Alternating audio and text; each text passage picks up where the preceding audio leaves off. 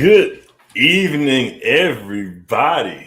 It's Wednesday, September 29th, 2021, and welcome to this week's edition of Dialogues with Doc. Listen, um, Dana, what's going on? How are you, my sister? I'm so proud of you. Okay, let me act like I have some manners this evening. So let's start the show off just saying, hey, I missed y'all. Um, I didn't realize that I planned for this show. It's been 4 weeks since I did a show. My last show was with Ferranda from America's Next Top Model, and I needed a break, y'all. So to be honest, I didn't think that it would be 4 weeks, but I needed a break. I needed to work on myself, work on my psyche, be quiet for a minute, work on some other projects and things like that. And honestly, as well, to be quite transparent with you guys, work has been stressful. Being an educator in this pandemic, going back into a building with students has been a lot. I think in the last 4 weeks, I've been my regular position. I've been the nurse for some days because, there's a nurse shortage in education. Well, there's a nurse shortage right now everywhere. I've did wearing a bunch of different hats in my building. And it just became overwhelming where I needed to just take a break. So I had to put my show down for a minute, but I promise you guys, the creative juices have flowed. I've gotten some great downloads, some more great topics, connected with some more great people, and I'll never take a 4-week break again. Normally, my norm is like a 2-week break. 4 weeks was too long. I miss y'all. I'm happy to see y'all. Thank y'all for joining and rocking with me. And yes, Dialogues with Doc is still here, and I'm back in the hot seat doing this thing each and every week. So if you are watching, I've been gone for 4 weeks, but the house rules have not changed. Like, comment, share, subscribe. Like, comment, share, subscribe. Those are the house rules. I didn't make them. It's just you guys help make the house rules. But if you're watching right now, like the broadcast, share the broadcast. If you're watching, comment. And if you're watching on YouTube, subscribe to the channel. So listen, it's been a minute. The love is there. I still love y'all. Thank y'all so much for rocking with me. My question, as I always kick off the show, is where are you watching from? If you're watching right now, let me know where you are watching from tonight. Tonight's show is going to be fire. Tonight's show is going to be bomb. I am excited about tonight's show. Listen, my guests tonight, I'll get into it with a little bit of them once they get on. But if you're watching right now, where are you watching it from? I just came back from Dallas, so I'm going to hold down Dallas, Oak Cliff, uptown, downtown, everywhere throughout the town. That's what I'm going to hold it down for. I got Atlanta, J Hud's in the building. I love you, brother. My sister Dana's holding down Philly. I love you, Dana. And the birthday boy is holding it down for Dallas as well. And since I'm here, King James, I'm going to hold it down. Shout out, man, to King James. He just had a birthday this weekend. Amazing individual. Adrian Brown's in the building watching from Dallas. Hey, brother. I'm going to hold it down like I do every week for the whole DMV area, the whole DC, Maryland, Virginia area. I'm going to hold it down for you guys like I do each and every week. But because I just came back from home, I got to hold it down for Dallas as well. So Oak Cliff all day, 35 McKees. That's where I grew up. Rode through this weekend. Had some nice little memories and things like that. It's good to be home. Check on mom, make sure she's good. Keep praying for my mom if you're watching. She has been having some health challenges, but we know God is a healer. We know that we met with a new doctor on Monday, a new primary care doctor at that, which is why I primarily went home to go to the doctor with her just to ease and calm my own nerves. So yeah, my little trip this weekend was strategic. I wanted to be there and meet the new doctor and give her my own 2 cents to get my own feel for her. So shout out to Tamika Perry. I appreciate you for taking my mom under your wing, and we're going to see what happens with that. So listen, I don't know how to act. Like, I haven't seen y'all in 4 weeks. Like, it's like a big, I want to pull back the coffee table, play some Luther Vandross, Bad Boy, having a party, because I'm back in the seat tonight, doing my thing, loving on everybody, and just presenting this great content each and every week. I appreciate you guys so much for rocking with me. Tonight is going to be like none other. I have some amazing guests coming on tonight to join me as I do this amazing topic. Listen, over the last 4 weeks, I've gotten some amazing downloads as far as topics and directions that I want to go in. Thank you all for rocking with me. I have gone to some different areas where people probably wouldn't think I should go, but hey, my show's for everyone. I don't know if you remember, I had a sex therapist on my show. Shout out to Goody Howard in in the Dallas area. I think my sister was in Cosmo recently, talking about loving on yourself and sexual desires, things like that in Cosmo on a international level. I'm reading over here. My boy Ann Houston was on with me a couple months ago about we was on my Black Male Sex Appeal show. I got Julius McFly coming back. He's on my show about I'm 40 Now What.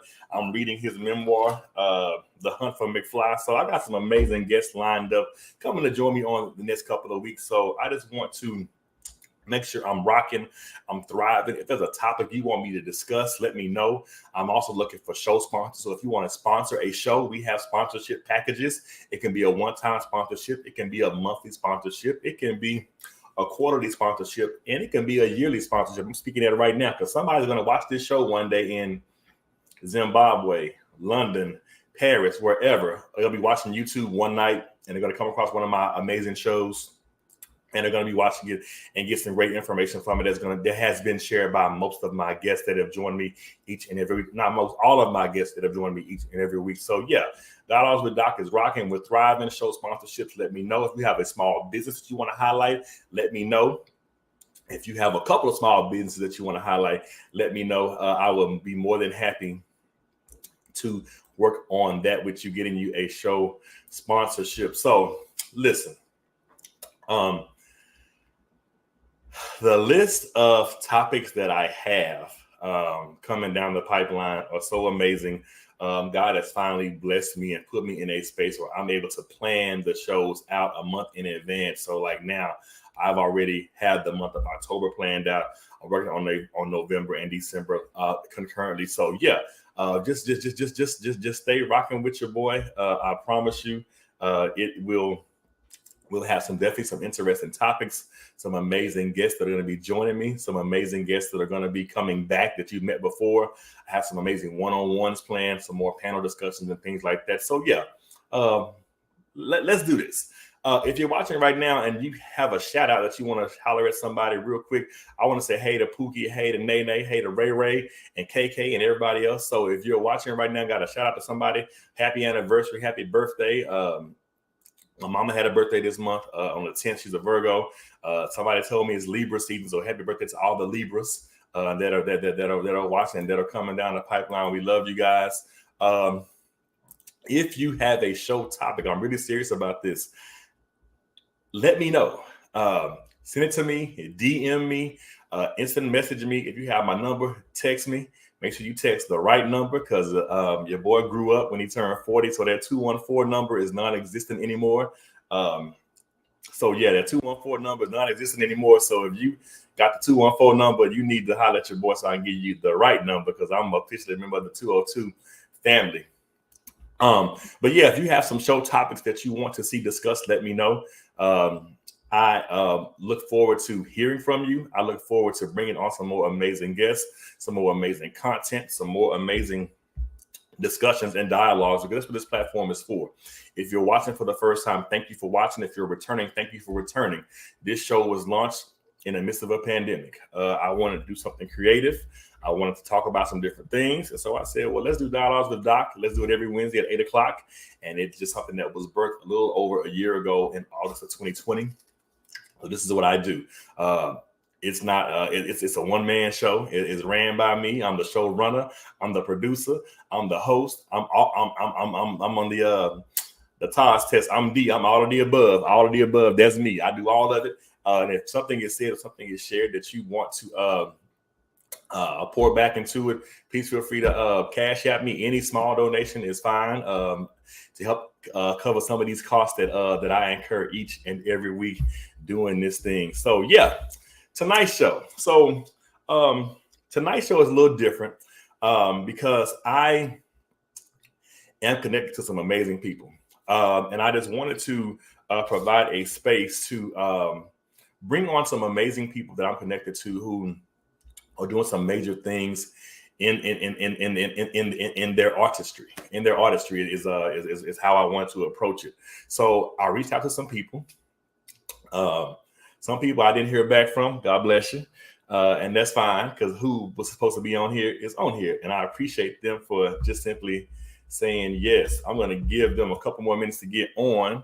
so we can do this thing. But yeah, you know, being connected to people, one thing I love about this show is if I don't know the answer to something, or if I can't pour from a different area, I am, by the grace of God, connected to some people who are actually living in that area, who are professionally doing that thing, who are personally doing that thing. And so they could come on and provide insight on just a bunch of different things that they do. And so that's what we're doing tonight. So tonight is the singers edition. To let you guys know off the bat, I'm kind of doing two shows in one on the low. I kind of wanted to do a Bearded Brothers conversation. So I'm doing two shows in one tonight. Is some Bearded Brothers joining me on the singers edition. And if I put their cash app in the comments, y'all gotta pay them for singing, because they do this professionally. So you gotta sew back into the people that may be joining me on tonight. But listen, the singers edition, it's gonna be live, it's gonna be hot, it's gonna be popping. But I want to come from a different angle. I don't even want them to sing tonight, to be honest. I want to just hear from them, hear their hearts, hear some of their journeys and things like that. You know, because they don't oftentimes get a chance to just be themselves and, you know, just chill out and relax and stuff like that, because they're always on the go doing what it is that they do professionally. So I just said, hey, let me reach out to some people, some brothers hollered back. Disclaimer, I did reach out to some ladies. They didn't respond. So hell, it's on them. It's their fault. If they're not on here tonight, it's on them. It is what it is. But hey, I'm gonna bring my brothers on the best way I know how. This is Dialogues with Doc. You know, I only bring them on the right way. We give people their flowers while they can still smell them. So let me bring my people on right now.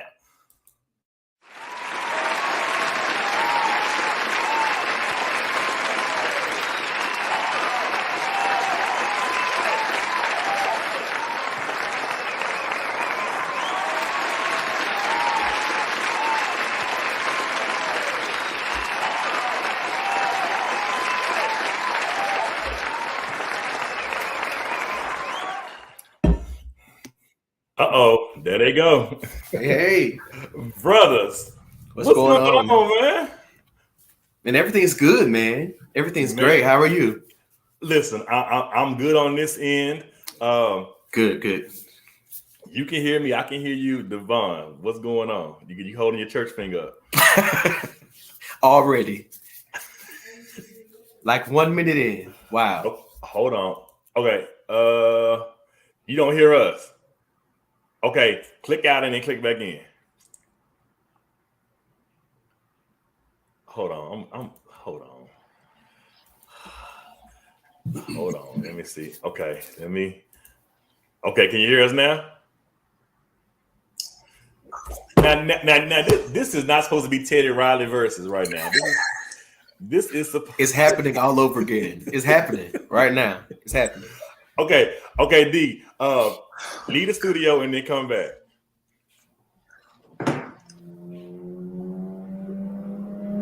This is a real live versus, like Teddy Riley all over again. Larry, what? Brother, it's good to see you, man. It's to be seen, man. How are you? Man, I am amazing on this Wednesday. I thank you for joining me, man. You know, I had to give you guys your claps and stuff before you come on, because that's just what I do over here. You know, I appreciate it. I appreciate it. Thank you for having me. And you ain't even got to sing tonight. I just want you to just be you and just listen. Just you know. I appreciate that. It's been a busy week already, so yeah. Yeah. How was the event Monday? It was great and dope, man. It was great. I was in Memphis, Tennessee at In Love Lounge, which is a pretty dope spot there in the city of Memphis. They have live music on Monday, Thursday, and Friday, if I'm not mistaken. But yeah, it was really nice. Yeah. Oh man, yeah. I love Memphis, man. It's like a second home for me. So yeah, Memphis is nice, and they got some good food. Some good food there as well, man. And listen, I want to apologize to you before Devon gets back on, because I was in Jackson like in May, and really I didn't realize it until after. I was like, "Yo, Larry's here." I got tapped to come do a BD at Jackson State for one of my good friends, Dr. Johnson. He works at the registrar's office. Okay. He said, "Well, hey, can you come do a consultant day with my team?" And I said, "Sure." He said, "Can we do it through Zoom?" I said, "Yes." I said, "But you know what? I'm tired of Zoom. I'll come to Jackson." Listen, and I came, and you were in the best place to be. My blood is blue. Jackson State University all day long. And then we went to some little spot. It's a cigar lounge next to it. And you went to 4th Avenue. That's where I went. Listen, yes, sir. I'm coming back. Listen, okay. That's like you haven't even peeled back a layer of the city yet. I got to come back because Jackson's all right with me. Okay, listen, homecoming's coming up, so make sure you're there, man. Let me. I might need to find me a ticket, brother. Listen, you good over there? I can hear you now. I'm sorry. Come on, Black. Come on, like good times. Come on, Black Jesus. Right. Come on, brother. It's good to see you, man. Good to see you too. and it's good. And it's good to hear you. To hear your voice, because yeah. Last time I saw you, didn't have no voice. Right. Wow. All I'm saying is all black, and I had on not all black. Not all black. Yes. But I had to come support my brother because I was in the city. So listen, guys, I want to thank y'all for joining me tonight. I just wanted to provide a space for this to have discussion and dialogue about you guys and what you do professionally. This is, like I said, a low-key bearded brothers convo, and I just realized I don't want to have one for a minute. So we having 2 shows in one because my brothers are on here. And listen, let's start. Let me see, where am I starting at? Oh, Larry, Will Horn said you have to let me know when you're coming back to Dallas. Absolutely. I was just in Dallas like 2 weeks ago, man. It's crazy. So let's see where I want to start at. Okay, I'm gonna start from here. I'm gonna start very surface level. So let's go here. So growing up, can you describe your upbringing and how did music play a huge part? So I know for me, growing up, every Saturday morning you're gonna hear some Anita Baker and somebody else while you're cleaning up the house. Yes. Just it's just the way. It was just house rules. But for you guys, what was it like growing up? And then how did you end up in this music space? This is what I want to do. This is what I'm gonna do professionally. Let us go with my I'm gonna start with my old classmate. Well, it wasn't no Anita Baker playing up at my grandmother's house. That television station was always on Benny Hinn and Brother Shamba. That's it. Well, you took me back, RW. RW Shamba. It wasn't no Anita Baker playing. So, of course, we listen to traditional music, Shirley Caesar and all of that, Walter Hawk and stuff like that, but never Anita Baker. No, Anita Baker, no.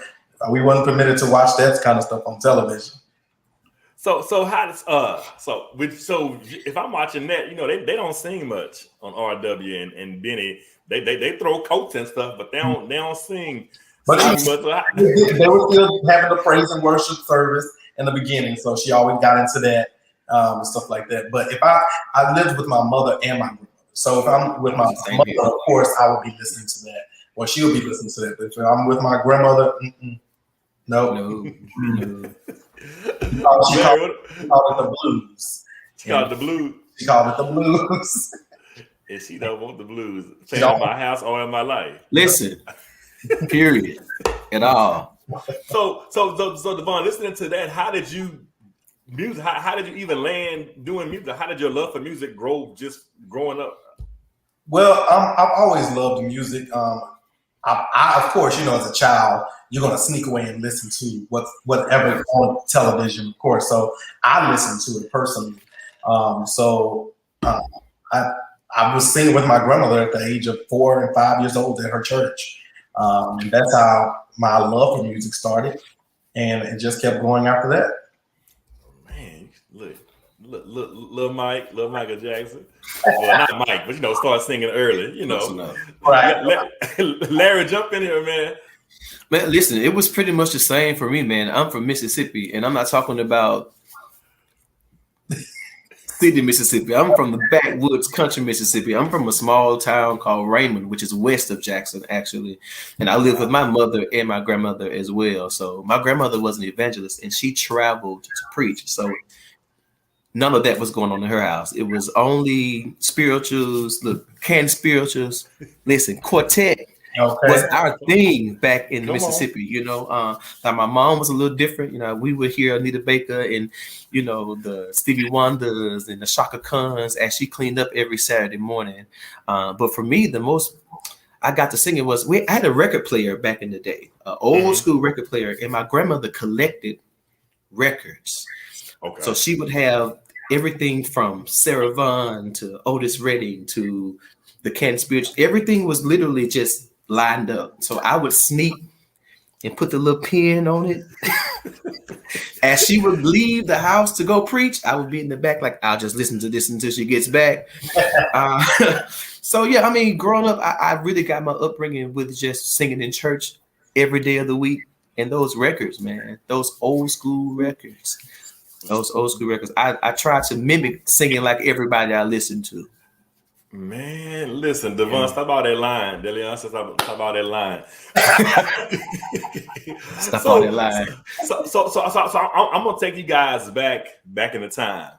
The time you first sang publicly. Let's talk about it. The first time you sang publicly, what was going through your mind, and who were some of your early influences, but outside of the ones that you already stated?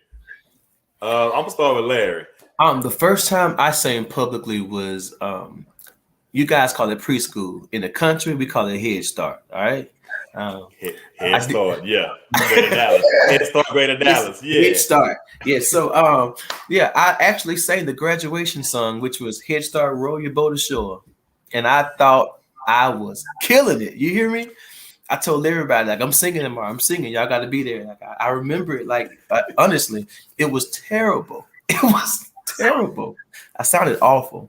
He probably hard on himself as a child. He probably didn't sound terrible. Oh yeah, no, I was bad. It was bad. I remember the first time I sang in church. My grandmother was like, "You'll get it. Have a seat." Look, it's one of those saying, baby. You know that one person in the it's all right. It's my all grandmother right, was brutally honest. Yeah, no, that wasn't it. Yeah. Absolutely. Larry. I mean, Devon, jump in here, man. The first time you sang publicly that you can remember. First song I sang was at God and Light Church of God in Christ in West Dallas. Come on, church. And the song was the Holy Ghost. The Holy Ghost, and it kept and lives down in my soul. Wait a minute. You don't talk about it was early one morning, just about the break of day. The Holy Ghost. Just about the break of day. Jesus, he That touched was my me. first song I ever led. My cousins behind me. They're like, and I'm like, and I got to the breakdown of that. Oh, the Holy Ghost, the Holy Ghost. It was rocking the house, dog. I thought I was like killing. Okay. Look. So you know I gotta ask you, Devon, what you was wearing? I know you had on a fly little suit or something. Little suit. I had on the like seersucker like suit, not seersucker. Hey, suit. And yes, I remember that. Plenty in my day. Man, so looking at where you come from to where you are now, just brothers, what drives and or motivates you daily to do what you do? Like, look, coming from humble beginnings, just starting out as a child, just doing something that you actually ended up loving, and now you're actually graced with an opportunity to do it professionally. What drives and motivates you daily as you navigate this journey, this new chapter, this new journey that you're on? And anybody can jump in. Well, what drives and motivates me is the passion that I have for music. I always told myself that I want to sing because I wanted to. I didn't never want to sing because I have to. So that's one of the reasons why I keep a job and I'm able to enjoy what I do outside of my regular job, my regular 9 to 5, because music is it's consistently inconsistent. If you see artists, they're going to be high and they're going to be low sometimes. Some these bills are constant. You hear me? So I want my life to be up, down. So my love for music is what's driving me to continue to do what I want to do, and the way that I see that it heals people on so many different levels. from what I experienced in church and what I experienced out of church, around church, in the world, around the world, going just period. And for me, I would say it just to be able to have this gift for this universal language, which is music, it's you really just can't describe the feeling. To be able to stand in front of somebody and be able to change atmospheres and be able to relate to people that you stand in front of. Now, I think a lot of people don't really understand that as singers and performers, we go through a lot. And I think that God puts us through situations and dealing with different things, so we'll be able to sing from places that other people won't be able to sing from. Normally. So as a singer who really do it, you know, it that passion, that determination, that being relatable, all of that is just, you know, it all works hand in hand. And my story is a little different from Devon. I've been full time in music now for 5 years. Well, 7 years. Wow. 7 years now. So for me, outside of motivation and determination, these bills motivate me. If I don't sing, listen, if the phone stops ringing, you know, so, but outside of that, you know, it's fun. I wouldn't trade anything for it. Cousin, I see you. Hey, cousin Peaches.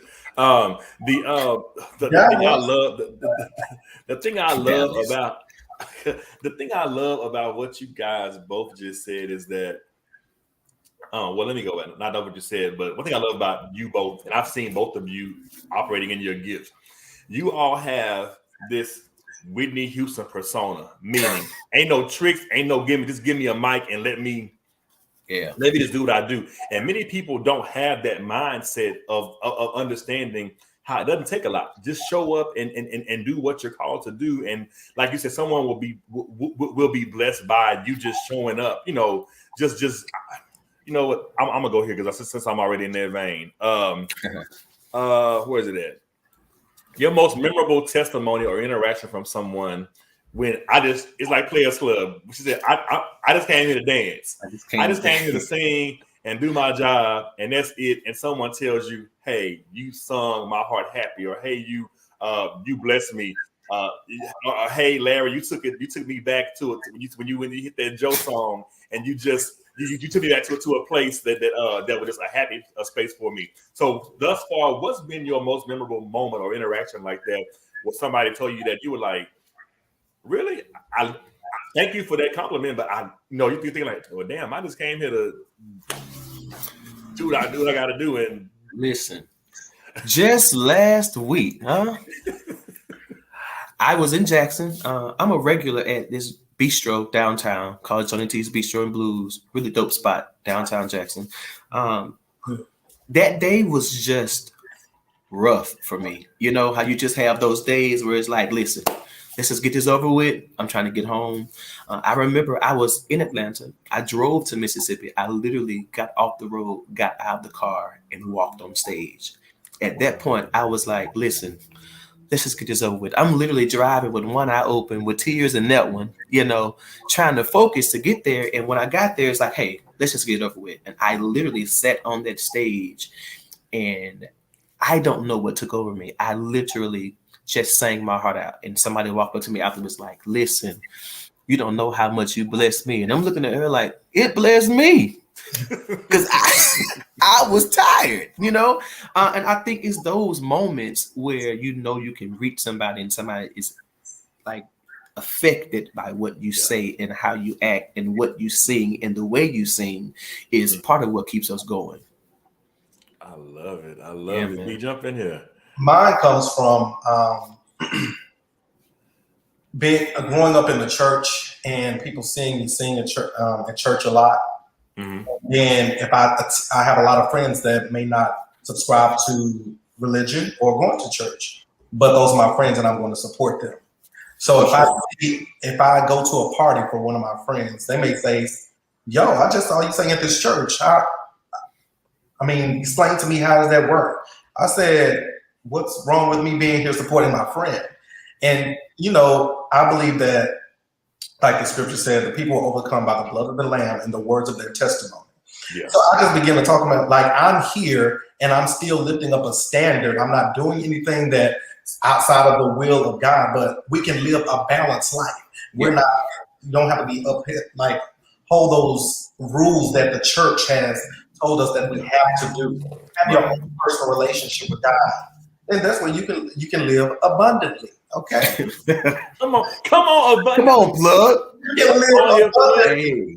You do not have to be in the confines of the church of what Absolutely. people and Black trauma has taught us. You do not have to be have to live under that Tradition.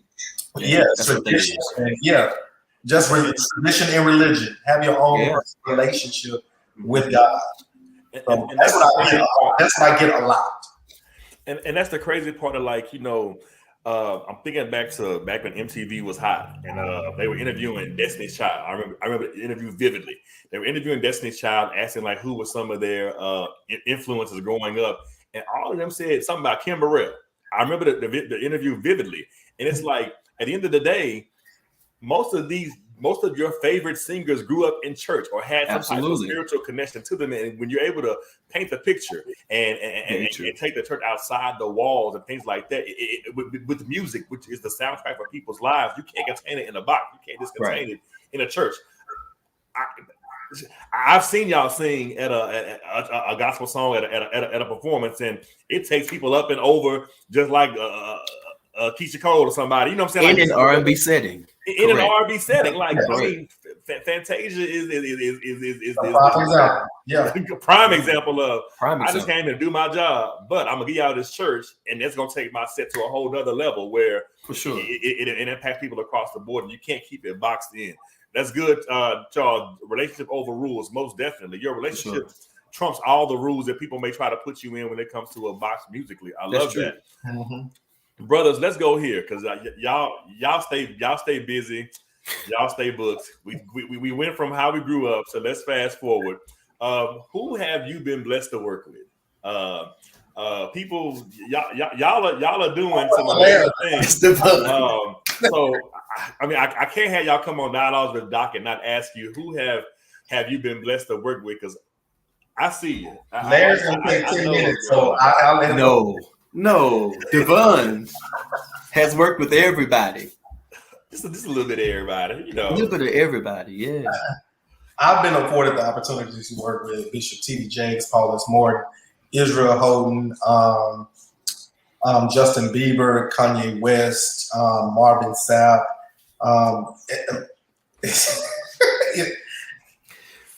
That trumps my list. I'm out. I'm out. I bow out. What grandma say? Little becomes much in the hands of the master. Yeah, amen. Is that all? I know you got some. You probably got one more in your back pocket, like when you playing spades and you about to renege and you pull that card out. When people ask that question, it's like a song. It's like a question like sing a song. Then you like, what song? Right. That's what you got to write down. Like, all I did do a studio session with them. Da da da da. Yeah. You left out Keisha McFarland. Yes, Keisha McFarland. See, Ted Wynn, Darwin Hobbs. I worked with all of them as well. My list is, I'm out. Shay Simpson, Byron Cage. Listen. I quit. You know what? I hate Larry, jump in. You can't quit just yet, man. Well, you know what? Well, over the years, as singers, especially if you're talented, you're called to do all types of work. Like you're singing background for this artist, you're singing background for that artist. You're in this setting, you're in the studio, you're on the road. It's just so many artists you sing behind, and I'm just one of those singers that's like, yeah, I sing, but I wasn't on payroll, so I can't really say I sang behind them. You know what I'm saying? But the list is so extensive. But currently, I'm only working with Tevin Campbell, Monica, and Ronnie Garrett, which is Tyler Perry's MD. Yeah.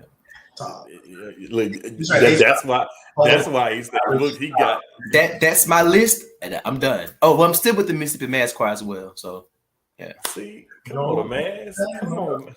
But the list. No, I don't have the list because I'm like, yo, it's work. I show up, I do my job, I'm out. Yeah. So y'all have done some major, amazing work with these people, but who are these 5 people that you admire and or would love to work with? Like, I'm working with these people, but if Legacy called me, I'm running. I'm out. I'm on the way. Number one is Beyonce, of course. If Beyonce called, y'all can't tell me nothing. I'm out of here. Tell her everything. If she say you can't talk to Dropping everything. If she tells me I can't talk to my family in 2 years, let me send her my final text. I'm gone. Okay? I'm Out of here. The next one is, I've been blessed to work closely with Kanye West, and it has been an honor and a privilege to do that for the last 2 years. And I'm so grateful because his mind is so different. It's so forward thinking that it pushes you to another level as being an artist, number one. And it also shows you what to accept or what you cannot accept as an artist. That's So there's certain things, and they say, "Oh, we can only do this." I'm like, I'm gonna gracefully decline that because now I don't have to. Not speaking from a haughty place, I'm not accepting that in that treatment level of treatment at this point in my life. Right. Who else? Jasmine Sullivan is another person that I would love to work with. Oh yeah. Leandria Johnson, I would love to work with Leandria Johnson because I love her to death. And Kirk Franklin. Now I'm surprised you ain't worked with him yet. We from Dallas. From Dallas, yeah. Like, come on, who's the artist? Kirk. If you're watching. Kirk, if you're watching. Kirk, if you're watching. The little boy from Oak Cliff still trying to work with you. I wouldn't want to be one of Kirk Franklin's artists. I would just want to do background because time and time again, his artists don't know. The family. Where is the family? Can the Stellas open up the show with a family reunion? Family reunion. Or God's property reunion. Wow. Maybe a God's property reunion, but definitely not the family reunion. Not the family reunion. They're not gonna do it. Medea's unhappy family. Let me stop. I don't know anything about it. Well, that's his way of getting back in with Tamala Mann was writing that song with her because he did the wrong and he openly confessed about it. And God was just showing him pictures of David and Tamala Mann succeeding while he was being depressed, and he had to go make it right. He had to make it right. Conviction. I applaud his honesty. I love it. Look, brother Larry, I need some people that you would love to work with because I know. Listen, actually, of course, Beyonce, but he already said that, so I'm gonna take it back. But I would love to work with Jasmine Sullivan. I would love to work with Stevie Wonder. I see Anita Baker's doing her thing. I would love to just sit in one of her rehearsals and just listen to how she conducts it. Because she's still singing. Even now, she is a beast. Look, with no opening act. Listen. I went to the show. Just straight. I am the opening act. Look, Lights and Anita. That's it. I would love to work. Well, I work with Charlie Puth, but I would love to work with him again. Awesome talent. I would love to work with Justin Bieber. Where am I now? I'm at 5. I'm at 4. That's about it. Anybody else? You listen. Brandy. I'm ready to work. Let's go. Right. Whosoever will, let them come. Whosoever will. Will there be one? Look, you see this face? I'm ready to work. Let's go. I'm ready to work. Absolutely. So keyword is work, not volunteer. Amen. Hello. I need a W-9 before I start. Let me stop. Brothers, I want to go here because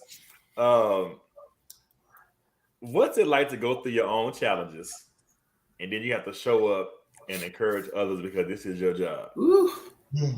I'll let and I came up with this question because I try to keep up with y'all as much as I can through social media. And when I saw y'all at the party that night, I said, you know what? I got an idea. I'm going to ask them about the show. But then the next day, Larry, I'm scrolling. I saw your post about what you've gone through this year. And I was like, people don't understand that I'm going through my own whatever, but I still got to catch a flight to go and do this because this is my job. However, right. I'm suffering in silence because I can't deal with what I'm dealing with, but I gotta go out here and I got to sing. So what's that like for someone working behind the scenes that at the end of the day I got to put what I'm going to the side and do this thing? I think the biggest thing as singers that we have to understand is people don't care. Mm-hmm. When they show up and they pay you to do a service, they want you to do just that. And I think because we have been so accustomed to showing up and doing our job and making sure everybody else is pleased, we've become accustomed to putting on this mask, right? Mm-hmm. That, listen, if we hold together, if we do our job, we can deal with our problems afterwards. But what happens is after we leave the stage and we go back to our our daily lives, sometimes we forget to take the mask off. We're still wearing the mask to ourselves. So sometimes it takes, to kind of put in words, sometimes it just takes the willingness to kind of focus on self. You know what I'm saying? When the pandemic started, I weighed 250 pounds, had no idea. I was dizzy. I was urinating frequently. My vision was leaving. Day by day, it was getting worse and worse and worse. But I was still showing up. I went to the doctor, got my glasses. I was like, listen, as long as I can see, just put me on stage, I'm good. I was literally neglecting myself because I was booked and busy. I was booked. I had shows. I had contracts to honor. So at that time, to me, I couldn't really focus on me. Right. So during that time, I was diagnosed as a diabetic. My A1C was a level 14, which is really, really, really high, really bad. I was a walking zombie. I wasn't sleeping. The only thing that made me feel good was being on stage because it was some sense of normalcy for me. Because when I was home, I was, depressed. I was dealing with these issues, not knowing what's going on with my body. I was in contact with my doctor saying, listen, this is happening. I'm not sure what it is. But I went to the doctor and I was diagnosed as a diabetic. Since then, here we go. Since then, I changed my diet. I changed the way I eat. I exercise regularly.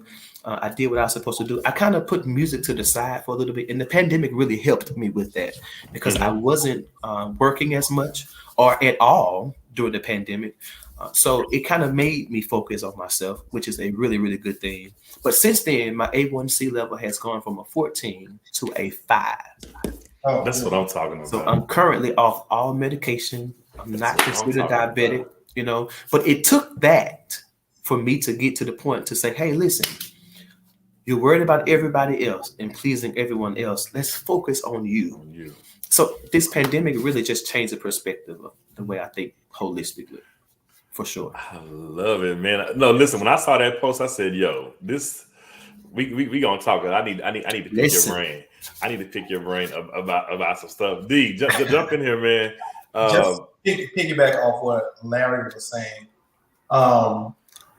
Sometimes we are used to operating from our pain as well and using this tool that God is giving us to use that as like release any type of pressure at that moment. And like the Bible said, his strength is made perfect in our weak weakness. So I really feel that way when I'm in places where I don't feel a certain way, but I still have to realize that this gift is not for me. It is to bless the people. So who am I to my temporary circumstances? If I'm leading worship or something like that, I'm like, God, I need you to help me, less of me and all of you at this moment. Correct. So I'm getting in a place where I need all of you at this moment. I don't want any flesh to glory in your sight. I know it may sound deep or stuff like that, but that is something that I don't take what he's giving me for granted at all. But because he can give it to a 10-year-old. These 10-year-olds and 12-year-olds are singing like they are 50 and 60. Killing. So I do not take any opportunity that he gives me to minister to somebody through song, through anything, through my personality. I just like to make people laugh and love on people. So that's what makes me relatable to do what I do with my singing. So I just feel like this gift is not for me. So I'm gonna put on that face, and if I need to go in the car and like, God, I need you to help me, I'm gonna do that after I get through blessing his people. Yeah. Yeah. No, that's that. I love how Larry said, I had to take care of myself. And then Devon, you came right back with it. I'm still taking care of myself. I'm gonna do this, but I'm still got to get back to me. And it's crazy how we lose ourselves. We pour so much out and give to other people. And sometimes I'm gonna use this cup for example. Sometimes we don't even have a little bit of residue left to even pull from for ourselves because we've given and we poured out so much. And when you guys are on stage each and every night and you're pouring, who pours back into you? Like it's those type of things where, okay, if there is no one that can pour back into me, I got to pour back into myself in some shape or form because I matter. And so I love how the way I just came up with the question, and I'm like, I got to ask them this because I don't say much. I may like a post here and there, but I care and I keep up with the brethren because y'all know I rock with y'all. I appreciate y'all, and takes me to my next question. Appreciate that. This is the one for me though. It describes you guys so much. Navigating this industry, what's it like to build genuine friendships with other artists? And I said that because I've been watching y'all for years. Like y'all, like tight as glue. Like y'all support each other. Devon did video montages and you've been there to help out, and you brought them to Mississippi to perform stuff like that. So I know in an environment where it can really be crabs in a barrel mentality. Yeah. You guys have been able to build and sustain and continue to build upon an amazing friendship and brotherhood. So in an industry like the one that you guys work in professionally, how hard is that, or how hard has that been to just if you just find one genuine person to rock with that you just connect with? I'll take the one versus the other hundreds of thousands that are out there just trying to brown nose and nickel and dime to just get to where they're trying to get to. I would say it's based on your level of confidence. For me, I'm confident. I am confident in what God has given me. And I only can do what I can do with my voice and what God has given me. And I got to walk this journey of what he's given me. My journey is not the same as Larry's. Larry is one of my favorite singers. And he is my brother and a real friend. And I will never become so familiar with the brother and the friend that I am that it takes away the admiration for his gift. Right. So that's why I'm able to have genuine friendship with other artists, because I know my lane and I know what I'm not going to be. Oh, I can't do that run. I can't do that run. It's not for me to do that run. It's for them to do that run. I'm speaking to it's 50 billion people in the earth. You think I don't have a spot? Somebody's going to get you out. So I believe it's your confidence level in where you are as a person in your walk with your own self. And that's why I say I think it's very important that you take time to sit with yourself. You don't have to run after this artist. Stick with yourself and see who will be a genuine friend to you. And you be a genuine friend to that person. Yeah. And to piggyback off that, I think it's a difference between industry friends and friends. Yeah. So, as an individual, you just have to be able to distinguish which is which. Some people you work with, you're cool with, your friends, you keep it at that. Devon and I have been kicking it for years, and I think we both just understand that it's enough for all of us to eat. We're in the same vein, but we're in different avenues. We do. We've talked to each other and support each other at our lowest moments, and I don't think people see the behind doors friendship, but it's so evident when you see us together that it's like, oh yeah, they rocking together. Them for sure. Them boys thick as thieves. Yeah, that's my brother, man. That's my brother. And it's crazy because I said, I know I want to see Larry at this party. I'm gonna go through here. Oh yeah. I know, but there's some people I know gonna be there. Adolfo gonna be there. Yeah. Larry gonna be there. Dennis gonna be there. You just know. When you know that you know, and I turn around, and the first person I see is Larry. I call it like it's one of those things where I just love the bond and the brotherhood, especially that you guys have being in an industry like that. Because, like you said, you got to have your industry friend, you got your real friends that you know I can call when I need to be poured into. Because there's nothing left in this cup for me to pull from. Yeah, right. I wouldn't miss it for the world. I think more so it's the biggest thing is showing up, being accountable. That's it. Like it's okay to say, friend, I love you, I'm there, and never show up. That's a different type of friendship, But when you show up and you're like, listen, I don't care what's going on, I'm focusing on you today. I'm here to love on you and support you. It's just a different type of vibe. Yeah, and we vibe on that. That's how we survive, actually. Larry was telling me he was dealing with depression. I will show up anywhere he was at, walk in that house, open them blinds. He makes me sick. We ain't doing this today. Oh, he makes me sick. Oh God, I can't believe you said that. That's very true, though. That's very true. Look, I can hear him now. Get up, go wash yourself, go do something. Listen. We'll be out of it. You hear me? No, and I'm the friend that just, I just show up. I didn't even tell them I was coming. I just look. You think I'm in the city and not gonna come through and see my people? It's it's not gonna happen. Good. Yeah. And I ain't gonna wear no all black because I ain't bring none. I'm just gonna show up and my face is black. My skin is black. I'm here. Right. I don't even want to go there anymore because y'all talked about it, about the pressures behind the scenes. What's it been like overall, maneuvering through this pandemic emotionally? This thing started 18 months ago, and y'all were gigging left and right. Yes. And nonstop. We ain't got no more dates. This pandemic done took over, and you just got to sit and just pray that this goes by really fast.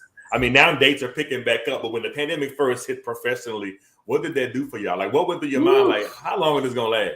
Like, these bills still coming. This rent still gotta be paid.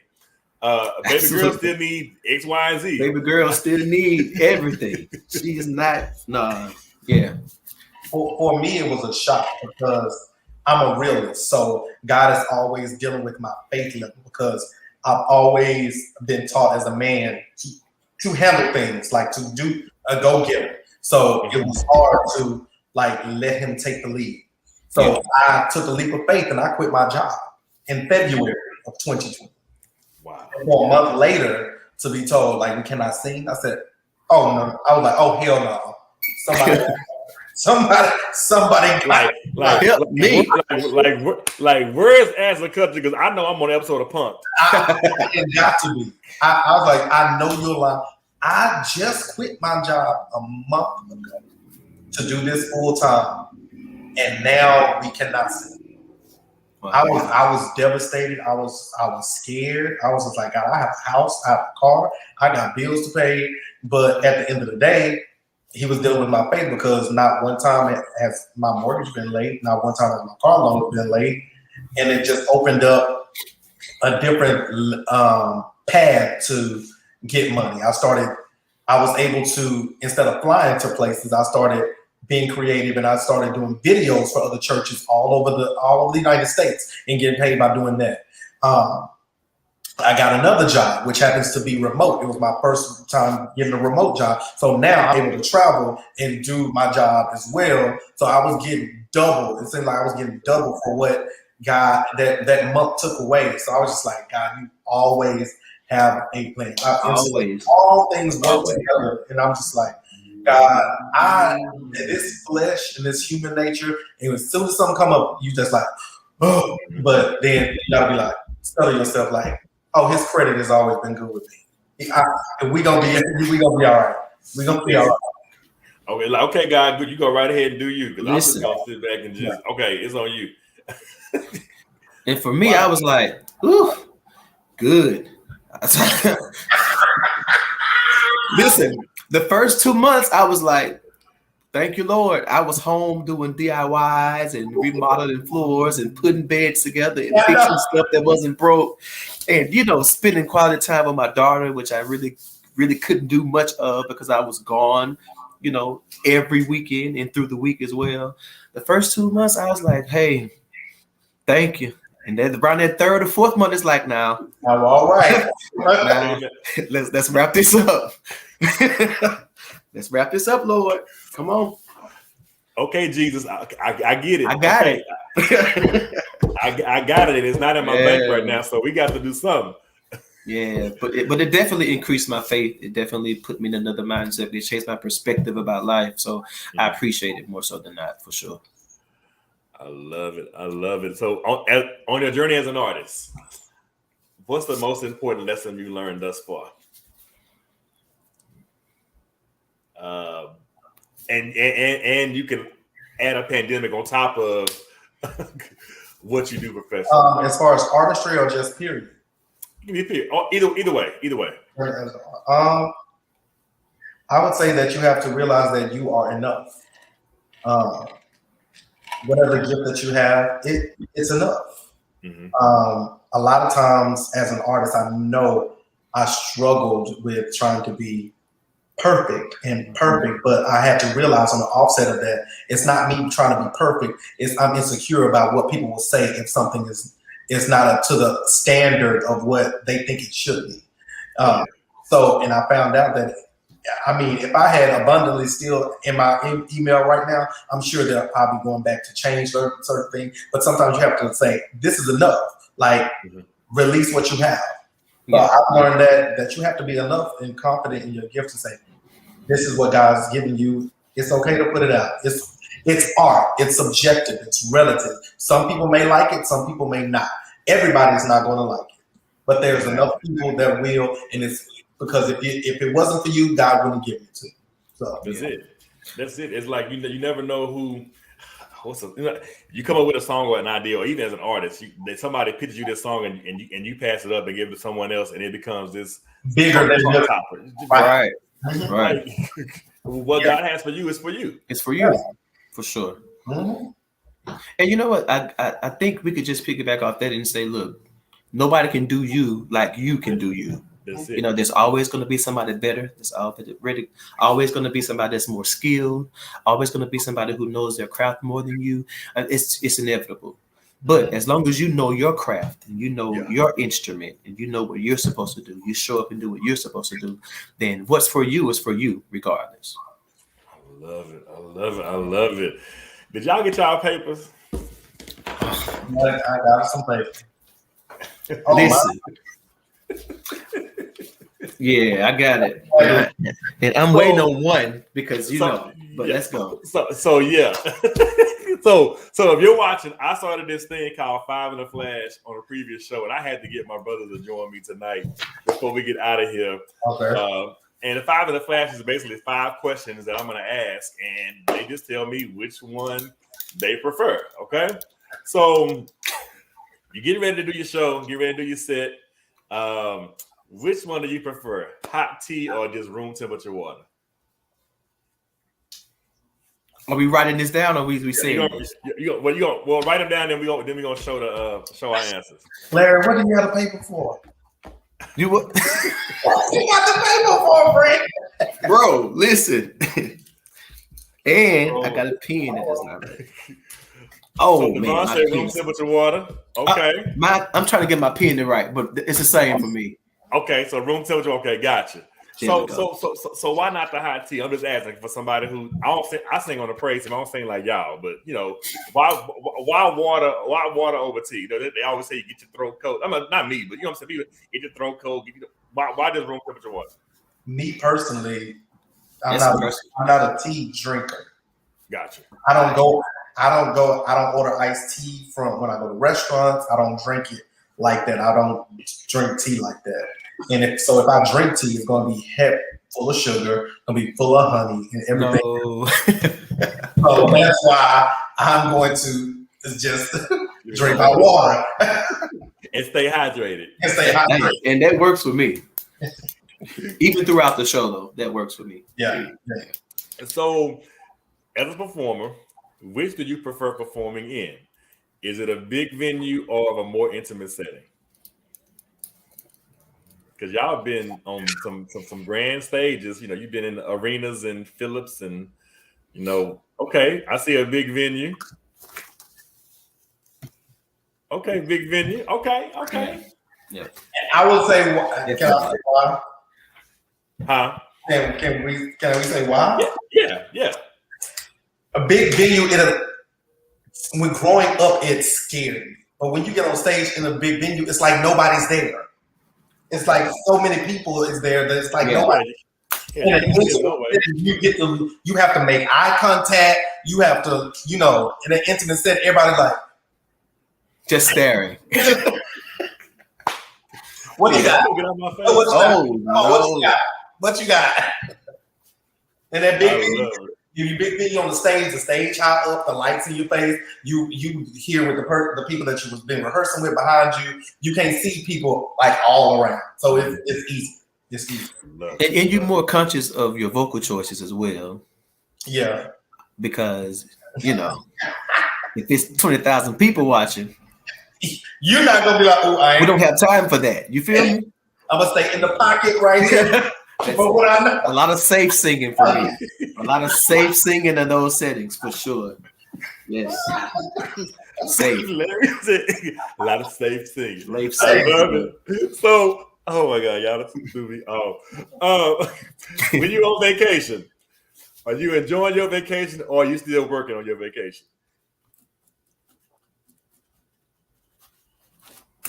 Working like what? Working. I'm working. I have a hard time. Enjoy. Okay. I have a hard time doing it. Devon, you totally disconnect. Larry said, I tried, but I'm still, I try, but I always find myself picking up the laptop or picking up the phone and checking on this and doing that. Yeah, if you're on vacation with me, just be willing to take my phone and my laptop and hide it because I'm gonna try to work. I'm connected to my phone, so sometimes I check an email or something, but I don't consider it working. I'm enjoying. Like I said, I don't take nothing that God has given me for granted. I have this job. I work remote, so I can be working and enjoying my vacation at the same time. So that's why I thank God for this pandemic and what it brought to me, like every day. Like I'm thanking God, like, thank you, Jesus. I can enjoy a vacation and don't feel no ways about it. Let me log on for a minute and see what's going on and not be considered work. I love it. Okay. Yeah, I love my family, but I love me too. So family time or me time, which one do you prefer?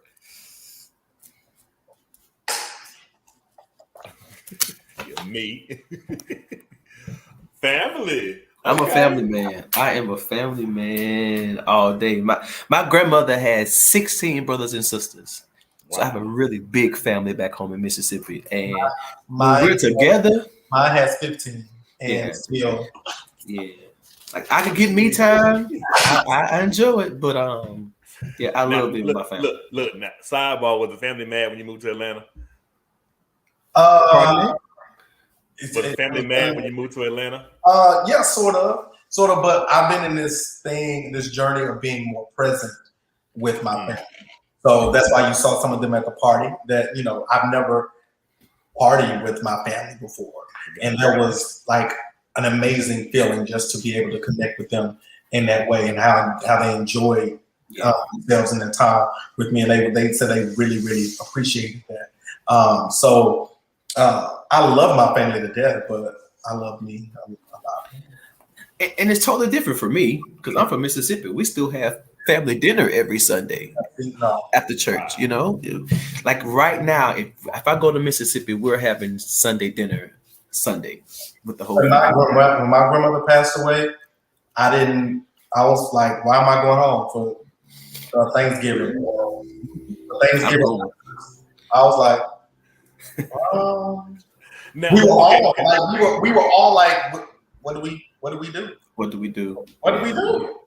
Okay, now, Devon, was that grandma's house across the street from my cousin on Britton, or that was your mama's house? Oh, which street? Britton. What's that? Where is that at? Cliff. I know us in Singing Hills was my grandmother's house. Okay, my cousin Kiki and them stayed across on Britton. Was it? I'm trying to figure out which one is Britton. Guys, behind the not Cedar Crest movie theater, but behind the antique shop off Lancaster. Oh, that's my that was my aunt's house. That was my aunt's house. Okay, gotcha. Okay. That's my aunt. I think this the one Larry been waiting on. What? Since I got these singers on here, I'm just ask. I'm not answering.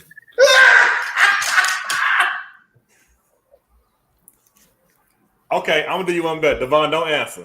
Hold on, we can answer. We can answer. We can answer. I thought that one would be problematic. It's not, and I'll tell you what. And I'm gonna stick beside it. Now, how about it? I love Brandy as a vocalist.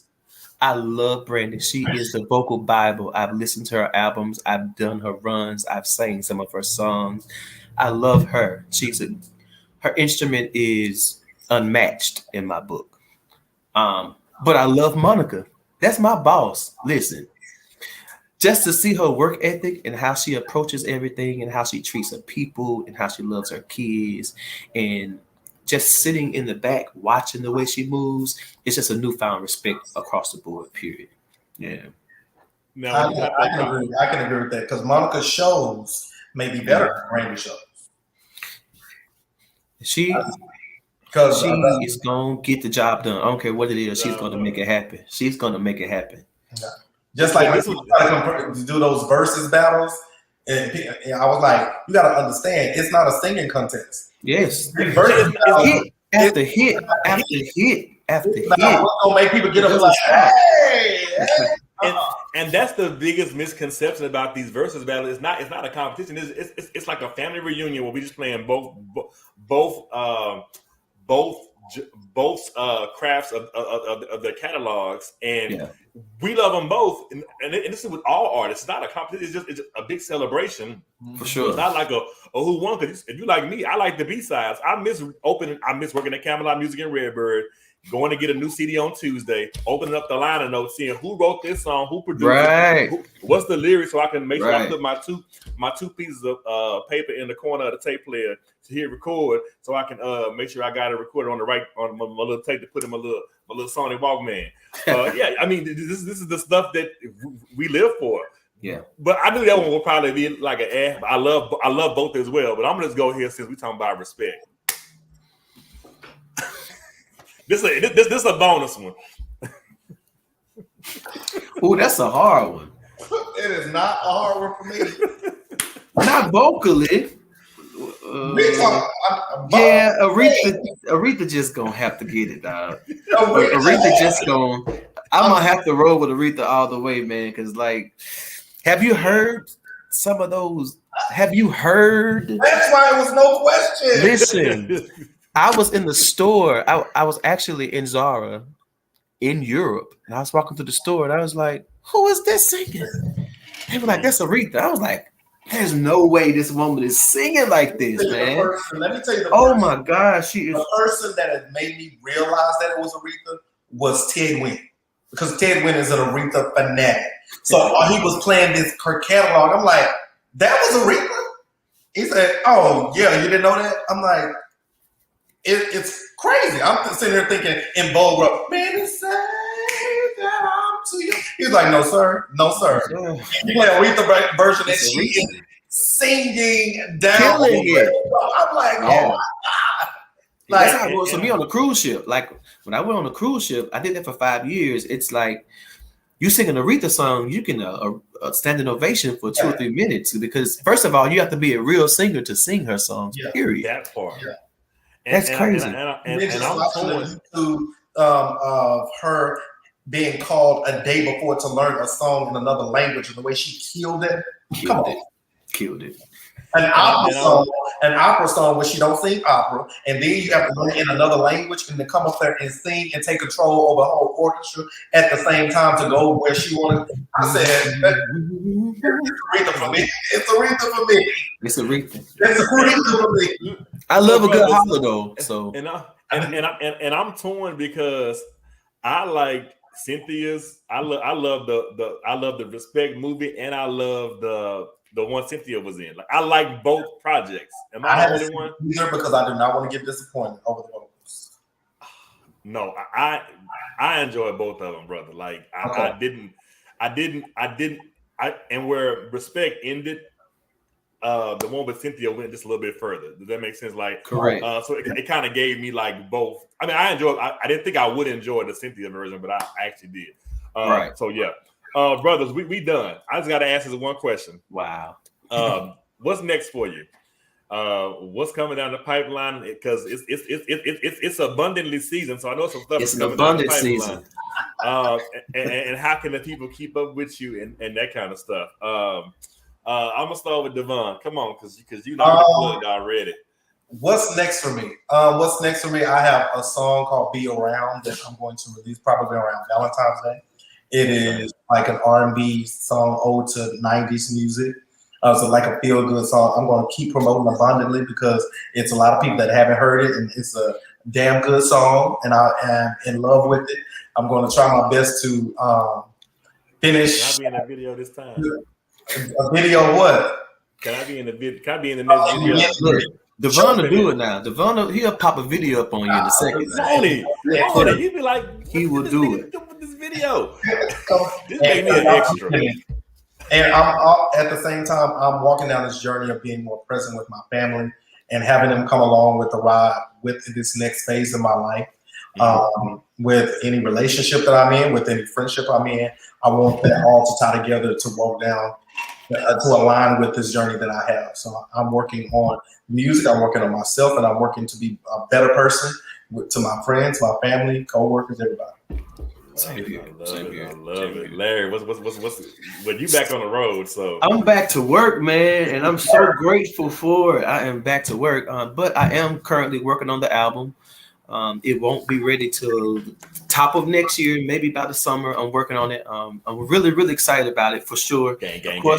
Oh yeah, gang. You know, of course, Devon will be on it. Devon will be featured. This is like one of my favorite male singers. Like, yeah, Devon will definitely be featured, and I'm working on a few more other projects that I really can't talk about right now. But stay tuned. There's some great things happening. Some really good things happening.